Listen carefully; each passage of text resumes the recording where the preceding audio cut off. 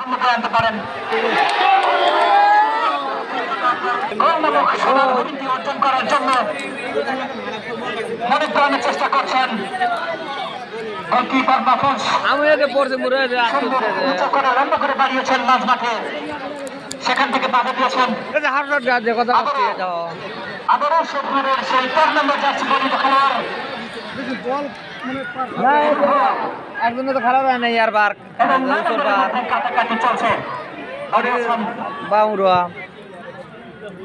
Gazipur football একাদশের সতীর্থ খেলোয়াড় দেশে পাঠিয়েছিলেন, কিন্তু না বাধা দিয়েছেন 4 নম্বর জার্সি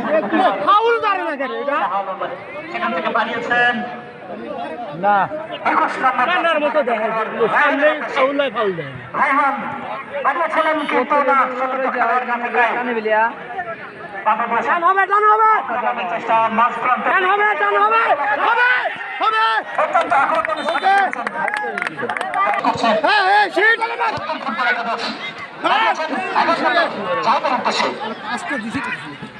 বাধা দিয়েছেন শাহাল।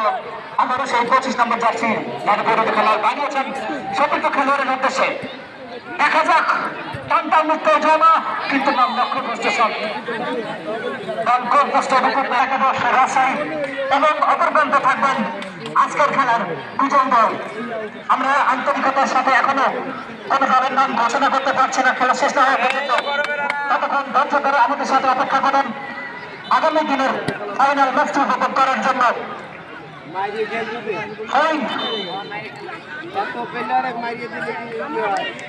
ফাউল খেলতেছে ভালো খেলে কিন্তু ফাউল খেলতেছে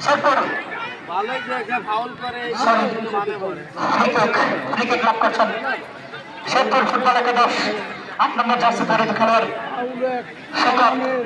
এই শওকত কিন্তু আগেও আমাকে খেলেছেন, অনেক সুনাম অর্জন করেছেন, কিন্তু আজকে তার দলের জন্য কতটুকু সাফল্য বয়ে আনতে পারেন সেটাই আমাদের দেখার বিষয়।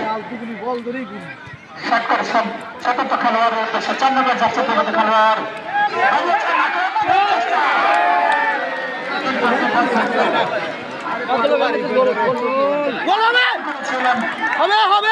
কিন্তু না দাঁড়িয়েছেন